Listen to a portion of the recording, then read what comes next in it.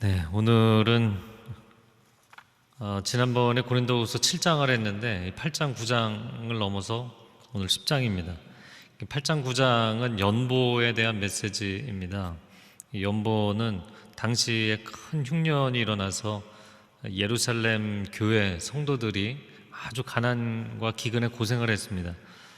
그래서 이제 사도 바울이 그가 목회를 하고 복음을 증거했던 아시아와 유럽의 교회들의 일종의 이제 구제 헌금을 지원받아서 예루살렘 교회에 전달하는 그런 역할을 했습니다. 그러면서 이제 8장과 9장에 그들이 하나님 앞에 기쁨으로 또 진정성 있게 풍성하게 헌금할 것에 대해서 이야기하는 내용이 나왔습니다. 자, 그리고 나서 이제 10장부터인데요. 이 10장부터 다시 반대파에 대해서 너희가 순종해야 된다 이런 말씀을 하는 내용이 나옵니다.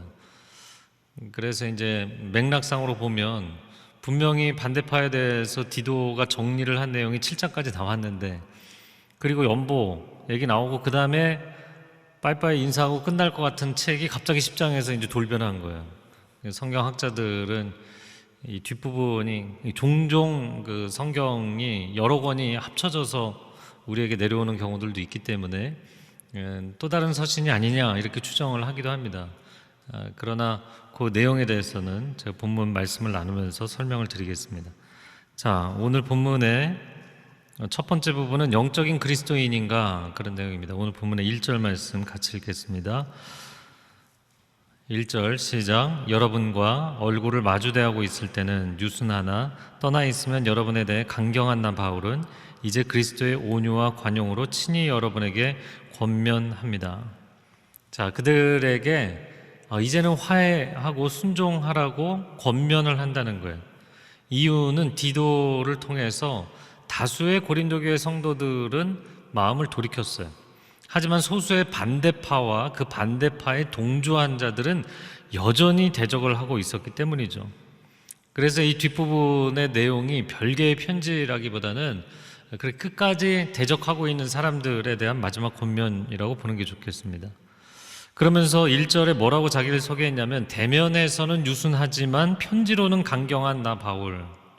이 말이 정말 사도 바울이 자기 자신이 그런 사람이라는 뜻이 아니고요, 바울을 향한 그 대적자들의 비난의 말을 그대로 인용해서 표현한 거예요.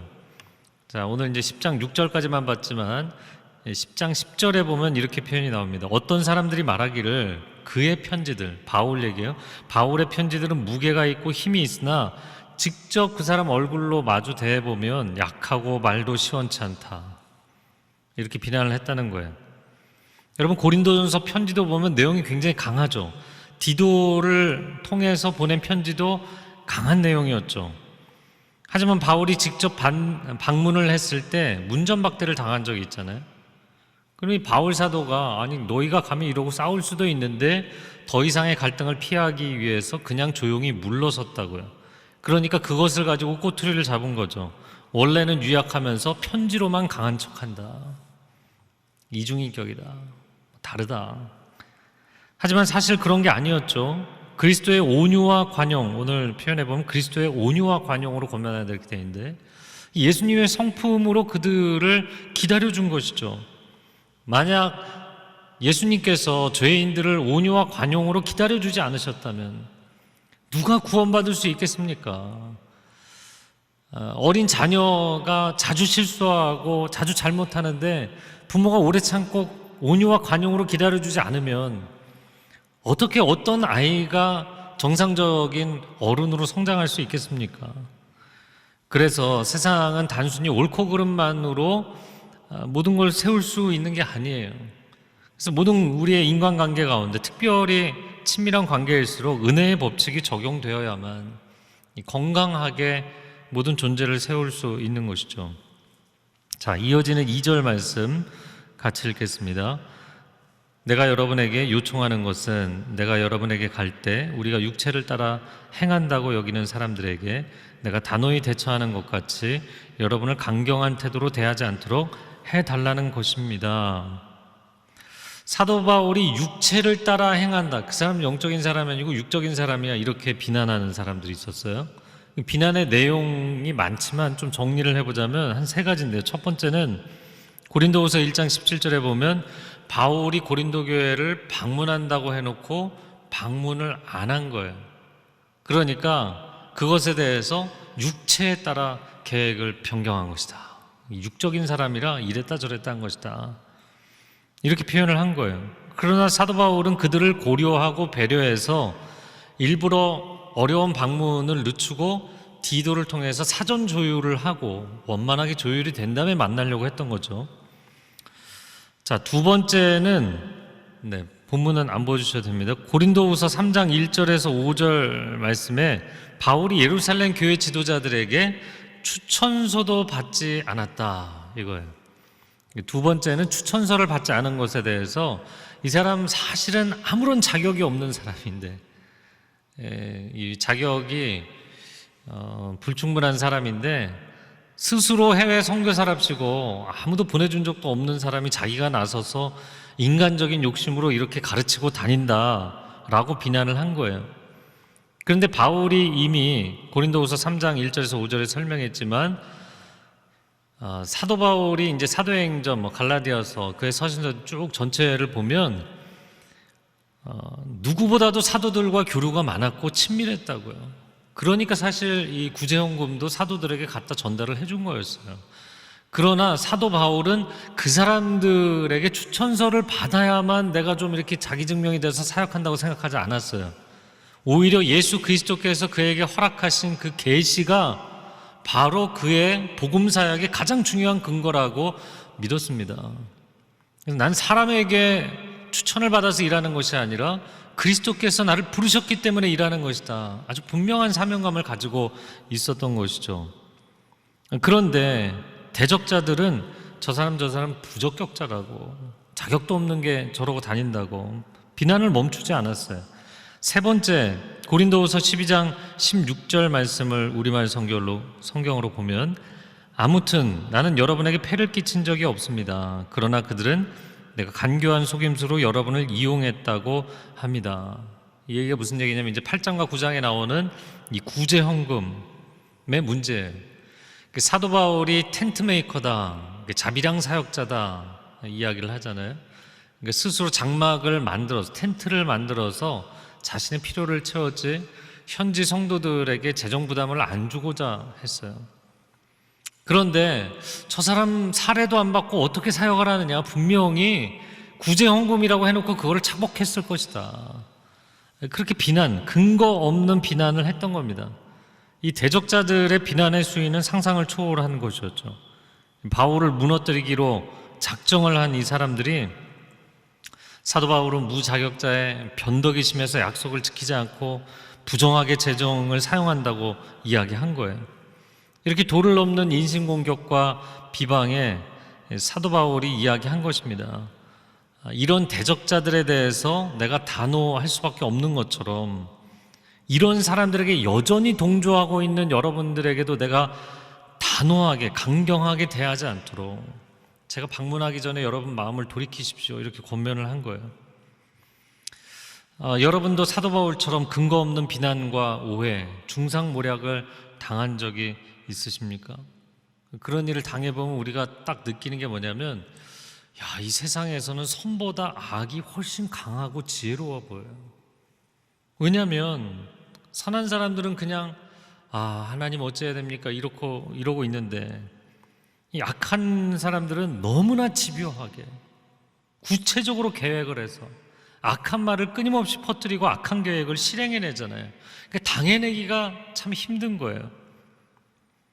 또 한 번 쏟아진 악성 루머는 돌이킬 수도 없고 주워 담을 수도 없고, 그런 거짓말을 믿은 사람들의 마음을 돌이키기가 얼마나 어려운지 너무 힘든 거예요. 이럴 때 과연 우리는 어떻게 해야 되는가? 사도 바울은 어떻게 했는가? 예수님은 어떻게 하셨는가? 오늘 말씀을 읽어가면서 더 해법을 보겠지만 일단 결론적인 얘기 한마디부터 드리면 로마서 12장 21절에 같이 읽어볼까요? 악에게 지지 말고 선으로 악을 이기라.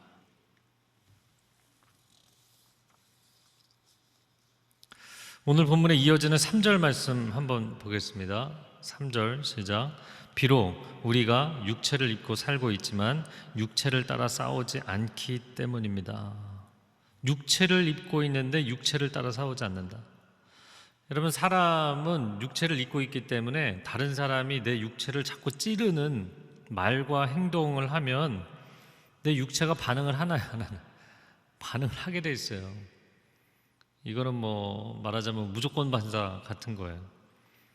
욕을 막 들으면 나도 욕이 나오고, 누군가 나의 화를 돋우면 나도 막 속에서 화가 치밀어 오르고, 공격을 하면 나도 되받아치고 싶은 마음이 생기는 것, 그게 이제 사람이잖아요.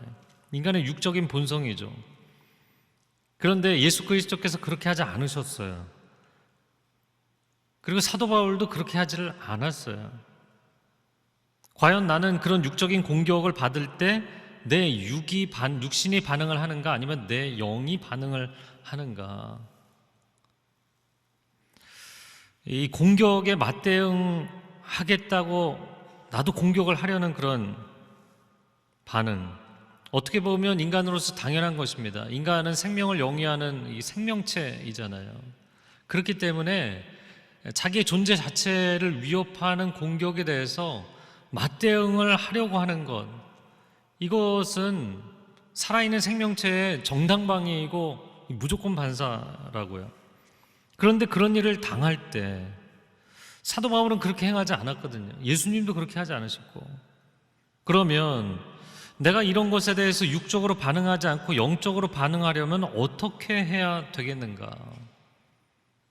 첫 번째는 내가 영적인 크리스찬이 되어야 합니다. 이게 존재에서 행위가 나오는 것이기 때문에 내 존재가 그렇지 않은데, 내가 영적인 크리스찬이 아닌데 영적인 반응을 할 수 있는, 그건 불가능하죠. 고린도전서예요. 지금 후서를 보고 있는데 전서 3장 1절 3절 말씀을 한번 읽어보겠습니다. 시작. 형제들아, 내가 신령한 자들을 대함과 같이 너희에게 말할 수 없어서 육신에 속한 자 곧 그리스도 안에서 어린 아이들을 대함과 같이 하노라.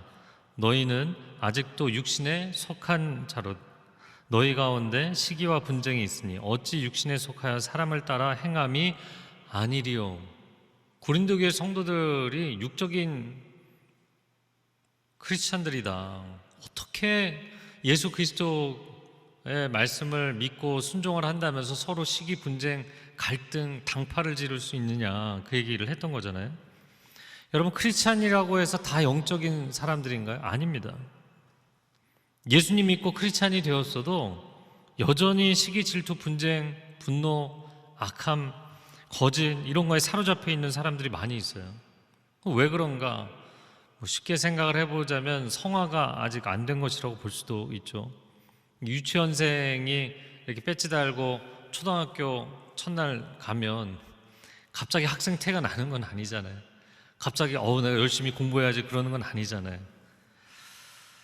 그렇지만 내가 학생이라는 분명한 자기 정체성이 있으면 이제 서서히 변해가는 것이죠.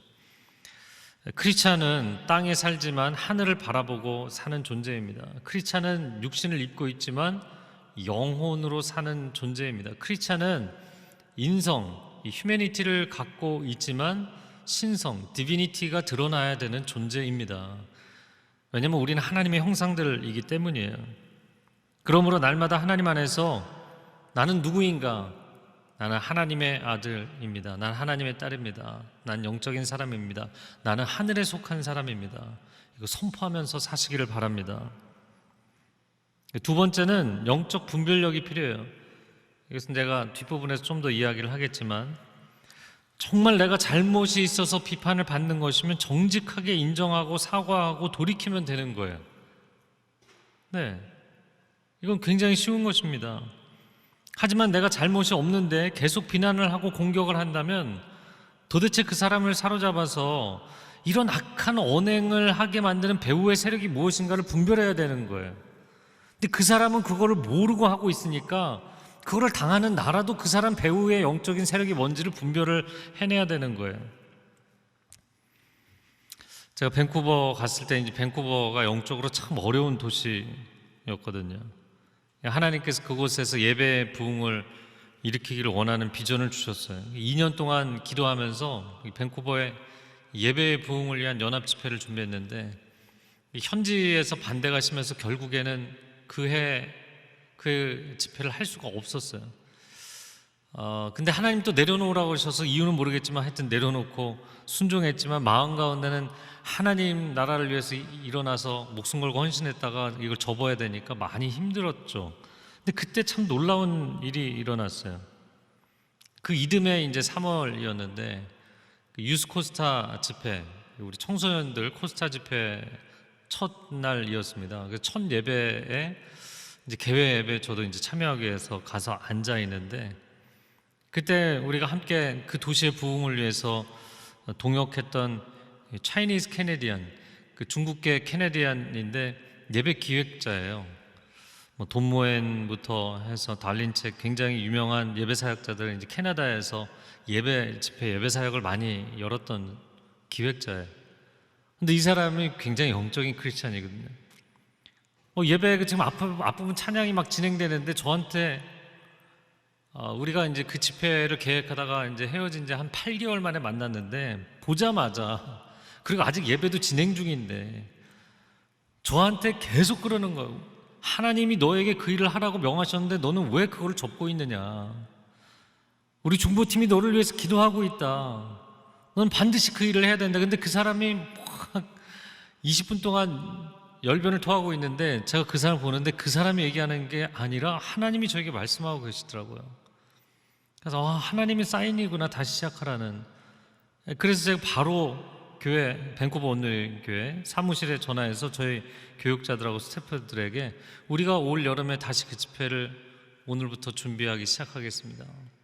그리고는 다시 교회로 이제 그 다 마치고서 이제 교회로 돌아왔는데 그 잠깐 사이에 저희가 뉴 웨스트민스터라는 그 시티, 여기로 얘기하면 이제 막 구 같은 거죠. 이제 서초 구 같은 건데 구청 직원이 나와서 저희가 따로 뭐 구청하고 또 진행하는 게 있었는데 저희가 사용하는 공간을 A라는 오피스에서 분명히 체크를 하고 있는데 B라는 오피스에서 나와서 폐쇄 명령서를 붙이고 가버렸어요.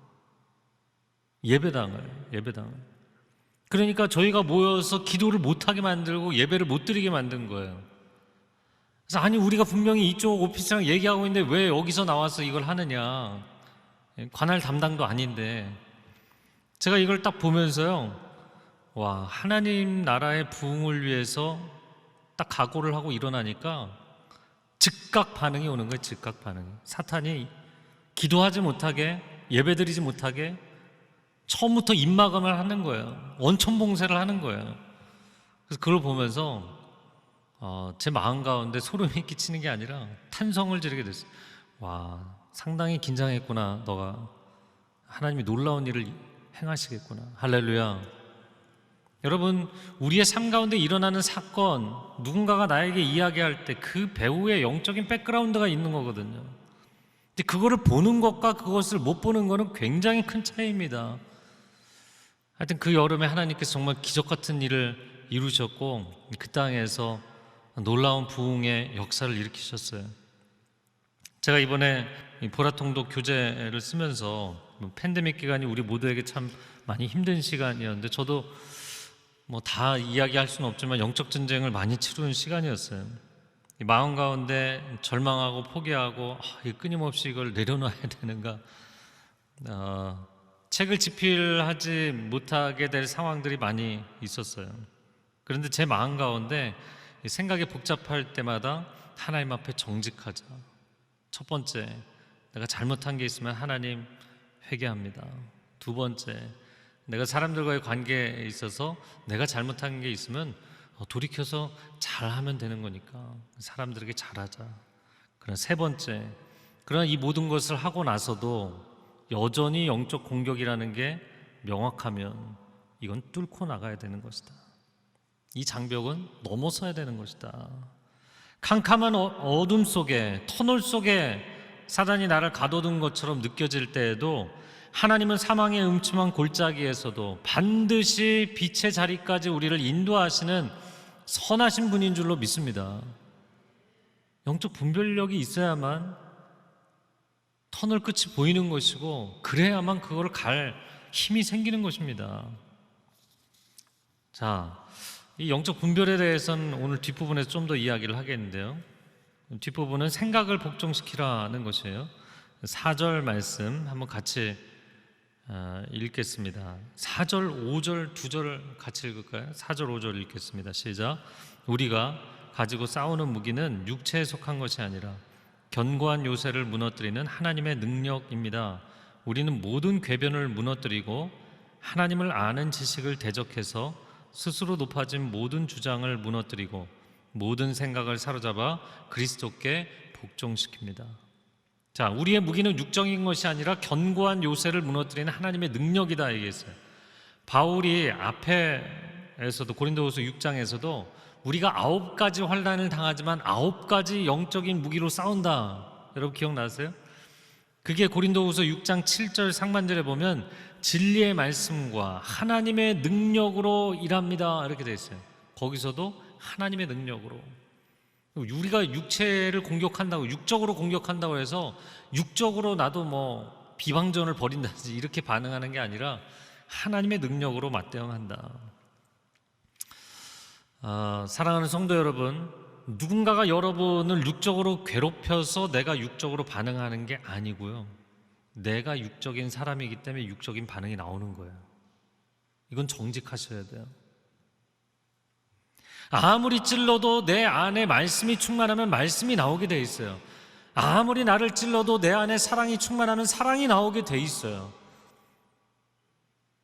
저 사람이 나를 육적으로 괴롭혔기 때문에 육적 반응이 나오는 게 아니라 내가 육적인 사람이기 때문에 육적 반응이 나오는 거예요. 그래서 영적인 크리스찬이 되어야 되고 육적인 무기가 아닌 영적인 무기를 써야 됩니다. 우리는 빛의 자녀인 줄로 믿습니다. 영적인 자녀인 줄로 믿습니다. 에베소서 6장 12, 13절에도 말씀하죠. 우리의 씨름은 혈과 육을 상대하는 것이 아니다. 통치자들과 권세들과 이 어둠의 세상 주관자들과 하늘에 있는 악의 영들을 상대함이라. 그러므로 하나님의 전신갑주를 취하라. 그러니까 그 당시에 세상 권세자들에게 그냥 순종하십시오 이렇게 베드로도 얘기하고 바울도 얘기했잖아요. 결국에 그 세상 권세자인 네로 황제에게 끌려가서 죽임을 당했는데도 그렇게 박해를 하는 정치인들하고 맞대응을 안 했어요. 왜냐하면 그들은 그냥 허수아비일 뿐이라고 생각한 겁니다. 그 배후의 영적 세력이 진짜 우리가 싸워야 되는 세력이라고 봤던 거예요. 과연 나는 영적인 사람인가? 나는 영적 무기를 갖고 싸우는가? 영적 관점을 가지고 영적 분별력으로 보고 있는가라는 거죠. 그래서 여러분 주변에 있는 사람들, 그걸 뭐 독심술을 발휘하라는 얘기가 아니라 여러분 사실 가족도요, 내 배우자도 내 부모님도 내 자녀도 겉의 모습과 그 너머의 영적인 모습을 분별할 수 있어야 됩니다. 그러지 않으면 가장 가까이 있는 사람에게 가장 크게 실망하고 가장 크게 실족하게 돼 있어요. 여러분 영적으로 분별하셔야 됩니다. 그리고 여러분 자신도 영적 분별이 필요해요. 여러분 안에 있는 생각, 감정, 의지, 이게 어디서부터 시작한 것인지 분별하셔야 돼요. 세 가지로 나누겠는데 첫 번째는 비진리와 거짓 언어를 분별하십시오. 오늘 4절 말씀 하반절에 보면 우리는 모든 궤변을 무너뜨린다 이렇게 되어 있잖아요. 이 궤변이라는 거 거짓 논리거든요. 아주 합리적으로 보이는데 거짓말이거든요. 그래서 영적 분별에 있어서 이게 하나님으로부터 온 것이 아니고 이 배경의 백그라운드에 어두운 악한 영적 세력이 있구나, 이걸 볼 수 있는 건 첫 번째 거짓이에요. 거짓. 하나님은 진리의 아버지이십니다. 예수 그리스도 안에는 은혜와 진리가 충만합니다. 성령님은 진리의 영이십니다. 근데 사탄은 거짓의 아비라고요. 요한복음 8장 44절, 너희는 너희 아비 마귀에게서 났으니, 지금 유태인들한테 한 얘기잖아요. 이는 그가 거짓말장이요 거짓의 아비가 되었습니다. 내가 아버지로부터 왔는데 내가 아버지로부터 오지 않았다고 너희가 거짓말을 하고 있으니까 그 거짓말을 계속하면 너희는 거짓의 아비인 사탄의 자식들이다. 우리는 음란한 데서 나지 않았다. 우리는 부정하지 않다. 우리는 아브라함의 자손이다. 아니, 너희는 사탄의 자식들이야. 예수님이 굉장히 강력하게 얘기하셨잖아요. 그러니까 하나님 모르는 사람들에게 하신 얘기가 아니에요. 오늘날 교회를 다니고 있는 사람들도 마찬가지예요. 여러분이 계속 거짓말을 하잖아요. 그건 하나님의 자녀로서 하는 게 아닙니다. 사탄에게 허수아비 노릇을 하고 있는 거예요. 그러므로 자신이든 타인이든 거짓에서 출발하는 언행, 영적 분별을 하셔야 돼요. 그런데 사람이 거짓말을 계속 듣다 보면 그게 어느 순간 참말처럼 들리잖아요. 첫사람 아담이 뱀에게 속은 이후로 인간은 끊임없이 사단의 거짓말에 속고 자기가 속아서 자기가 속은 그 거짓말로 다른 사람을 속이고, 그러니까 내가 다른 사람을 속이는데 사실은 배후에 사탄이 백그라운드에서 일하고 있는 경우가 있는 거죠. 그러니까 우리가 바울 입장이라면 하도 그렇게 맹비난을 당하다 보면 진짜 나는 자격이 없나? 이런 생각이 드는 거예요. 다른 사람이 넌 자격이 없어 계속 얘기하면 진짜 내가 자격이 없나? 사역을 그만둬야 되나?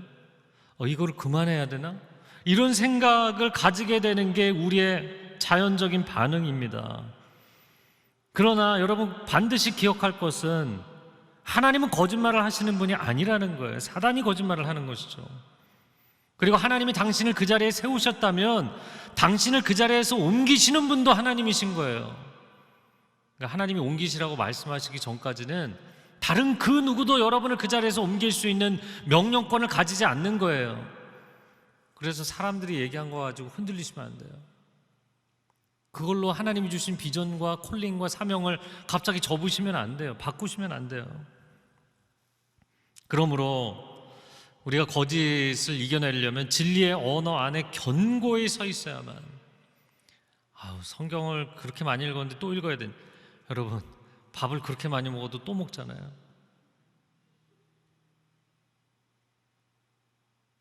우리가 주님 앞에 서는 그날까지 완전한 승리의 영역인 천국에 들어가기 전까지는 매일매일 충전하셔야 돼요. 그래야만 원수의 불화살을 막을 수 있을 줄로 믿습니다. 두 번째는 하나님을 대적하고 자신을 높이는지를 보시면 알아요. 영적 분별의 두 번째 기준, 첫 번째 기준은 거짓말이라면 두 번째는 하나님을 대적하고 자기를 높이는 것. 오늘 본문의 5절에 하나님을 아는 지식을 대적해서 스스로 높아진 모든 주장이다, 이렇게 표현되어 있죠. 배후에 사탄이 역사를 하고 있으면 반드시 하나님을 등지고 인간 자신을 높이게 돼 있어요. 이사야 14장 13, 14절에 이 사탄에 대한 묘사가 나오는데 자신을 높여서 하나님의 자리를 찬탈하려고 하다가 천상에서 쫓겨났거든요. 그가 아무리 아름다운 천사장일지라도 소용없는 겁니다. 거짓은 악입니다.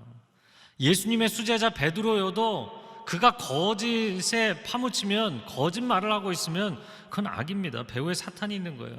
그러니까 예수님이 십자가의 길을 가시는데 주님 그 길을 절대로 가시면 안 됩니다. 예수님 뭐라고 하셨어요? 사탄아 내 뒤로 물러가라. 그리고 사탄이라고 분별하신 이유가 나오는 걸 잘 보셔야 돼요. 너는 나를 넘어지게 하는 자로다. 내가 하나님의 일을 생각하지 아니하고 도리어 사람의 일을 생각한다. 하나님을 대적하고 인간을 높이는, 인간이 중요하다고 여기는 것. 하나님의 임재 가운데 살아가는 성도는 겸손할 수밖에 없어요. 그런데 어떻게 크리스찬인데 하나님을 믿는다고 이야기하면서 하나님을 대적하고 자신을 높이는 교만에 빠지게 되는가? 왜냐하면 교만은 거짓이기 때문이에요. 여러분, 교만이라는 것은 내가 잘나서, 어떤 사람이 굉장히 잘나져서 교만, 저 정도면 교만할 수도 있지. 아니요. 우리가 크리스찬들이 이야기하는 겸손과 교만이라는 것은 절대자 하나님 앞에서의 자기 포지셔닝이거든요. 그분 앞에서 누구도 교만할 수 없어요. 상대적인 다른 인간과 비교하면 우쭐할 수도 있고 우울할 수도 있겠지만 절대자 하나님의 존전 앞에서는 겸손이 정상인 거고 교만은 거짓말인 거예요. 교만은 가장 큰 거짓말을 하고 있는 거예요. 뱀이 하와에게 선악과를 먹으면 하나님과 같이 된다고 거짓말을 했잖아요. 사탄 자신도 하나님의 자리를 찬탈하려고 했던 그 교만이라는 거짓, 그것을 똑같이 사람에게 심어놓은 거죠. 거짓의 가라지를. 여러분 잊지 마십시오. 하나님은 인간을 절대로 열등한 존재로 창조하지 않으셨어요. 하나님의 형상으로 창조하셨어요. 할렐루야. 이미 하나님의 형상으로 창조하셨고, 그래도 하나님을 못 믿고 하나님을 대적하고 인간이 더 중요하다, 우리는 우리 스스로 지킨다, 사탄의 앞잡이 노릇을 하고 죄 지은 사람들을 위해서 예수님이 십자가에서 당신의 생명을 바치셨잖아요. 그러니까 하나님이 얼마나 인간을 소중하게 창조하셨는지를 십자가가 또 한 번 증명한 거예요. 자, 세 번째, 배후에 사탄이 있다라는 것을 분별할 수 있는 중요한 것, 자기 자신을 지키기 위해 세우는 견고한 요새입니다. 오늘 본문의 4절 말씀 상반절에 보면 우리의 무기는 견고한 요새를 무너뜨리는 하나님의 능력이다. 사실 제가 두 가지를 해놓고 세 번째를 안 하려고 했는데, 세 번째, 그럼 도대체 인간이 왜 이런 어리석음에 빠질까? 왜 이런 교만에 빠질까? 하나님 믿는다고 하면서. 그래서 다시 올라가 보니까 4절에 그 이유가 설명이 되어 있더라고요. 내가 하나님을 믿는다고 하면서 거짓과 교만에 빠지는 이유가 있는데, 그 두 가지 이유는 자기방어 기제입니다. 이 자기방어 기제라는 건 다른 말로 표현하자면 하나님에 대한 믿음의 부족이에요. 내가 나를 지켜야 된다고 생각하는 거예요. 가인이 하나님께서 너 인생은 이제 망했어, 어려워질 거야, 그랬더니 스스로 성을 쌓았잖아요. 성을 쌓는 게 뭔가요? 자기 방어죠. 그런데 그 자기 방어를 통해서 결국에 보여주는 게 뭔가요? 하나님께 돌아가서 하나님을 의지하는 게 아니라 내가 나를 지켜야 된다고 생각하는 거예요. 내가 나를 지켜야 되기 때문에 다른 인간을 향해서 강한 척을 해야 되고 공격을 해야 되는 거예요. 공격이 최선의 방어이니까. 그래서 이 방어 기제라는 것을 오늘 찾아보니까 절대로 받아들일 수 없는 잠재적 불안의 위협에서 자신을 방어하려는 욕구다, 이렇게 돼 있어요. 나는 이런 위협은 절대로 용인할 수 없어. 그런 게 내게 오는 걸 나는 받아들일 수 없어. 그런 불안 요소가 위협해 올 때 스스로를 방어하려는 욕구. 그러나 여러분, 저와 여러분의 인생은 하나님께 의탁했기 때문에 하나님을 의지하면 하나님이 지켜주시는 줄로 믿습니다. 그런데 아직도 수많은 사람들이 하나님이 지켜주신다고 믿지 않아요, 실제로는. 그러니까 기도하면서 그렇게 하나님을 혼내는 거잖아요. 왜 아직도 이걸 안 해주시냐, 왜 저건 안 하냐, 이건 안 하냐, 도대체 무슨 생각이냐. 하나님을 혼내는 기도를 언제 멈추시겠어요? 하나님을 신뢰하지 않으면 결국 내가 나를 지켜야 되는 거예요. 하나님도 나를 지켜주시지 않으니까. 내가 나를 지키니까 사나워지는 겁니다. 공격적이 되는 겁니다. 다른 사람을 비난하는 겁니다. 원망하는 거예요. 베드로가 주님께 십자가 지시면 안 된다고 얘기했잖아요. 워낙 의리남이니까, 충성심이 강하니까. 그러나 그 이면에 뭐가 있을까요? 내가 주님을 위해서 직업도 내려놓고 가족도 내려놓고 주님께 올인했는데 주님이 떠나면 내 인생 뭐가 되냐는 거예요. 사실 그 밑바닥에는 자기 인생, 자기가 헌신한 인생을 방어하고 싶은 기제가 있는 거죠. 고린도의 대적자들, 그리고 여기에 동조하는 사람들, 왜 자신들의 죄를 회개하면 되는데 회개하지 않고 바울을 공격할까요? 공동체에서 문제하러 낙인 찍히는 게 두려운 거예요. 잘못했습니다, 이렇게 정직하게 인정하면 되는데, 그렇게 고개 숙이고 무릎 꿇고 나가면 앞으로 우리 교회에서 어려워지지 않겠어? 그러니까 생각과 이 반응의 패러다임, 이 프레임이 지극히 크리스찬이지만 지극히 세상적인 거예요. 지극히 사탄적인 거예요. 그래서 교회에서도 내가 잘못한 게 있으면 잘못했다고 얘기하시면 되고요. 오늘도 제가 어떤 분이 어려운 얘기를 하셔서 제가 미안하다는 얘기를 한 5번 써서 이메일을 보냈더니, 아유, 바쁘신 토요일에 괜히 제가 이메일을 보냈습니다, 저희가 회개했습니다, 얘기하시더라고요. 누군지 아실 필요 없어요. 큰 이슈도 아니었어요. 그러나 개인적으로 마음이 어려우시기 때문에 마음을 풀어드렸는데, 여러분, 그냥 내가 잘못한 게 있으면 미안하다고 잘못했다고 얘기하시면 돼요.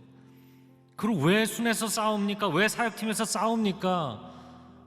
내가 한 걸음 물러서면 나를 쉽게 생각할까 봐 내가 나를 방어해야 되는 거예요. 견고한 진을 세우는 거, 견고한 요새를, 견고한 탑을 쌓고 내가 나를 지키려고 하는 거예요. 그래서 사실은 그렇게 강한 척하는 사람들이 자존감이 약한 겁니다. 자기 정체성이 분명하지 않은 거예요.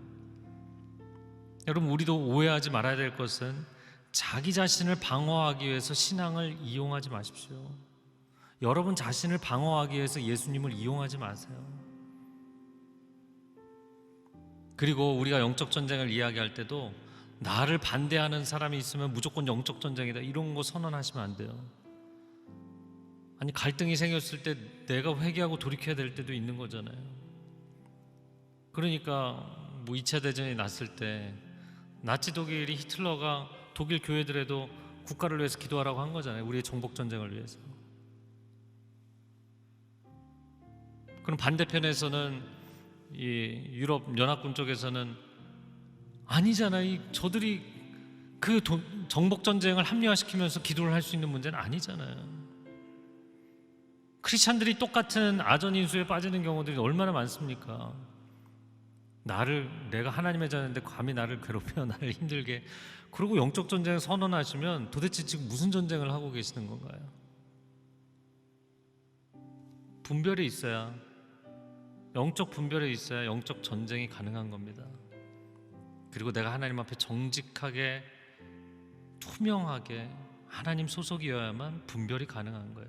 그리고 분별해야만 아군과 안 싸우고 적군과 싸울 수 있는 거예요. 안 그러면 교회가 엉망이 되고 가정이 엉망이 되고 일터가 엉망이 됩니다. 사도 바울이 굉장히 강경한 어조로 10장부터 13장까지 이야기를 하는 내용이 나오는데, 그러나 그가 육적으로 공격을 받아서 내가 육적으로 싸우려는 게 아니다, 이 얘기를 하고 있는 것입니다. 함께 기도하겠습니다. 사랑하는 주님, 이 시대가 얼마나 극단적인 개인주의와 이기주의로 흘러가고 있는지 모릅니다. 하나님, 우리가 하나님의 사람들인데 너무나 억울하게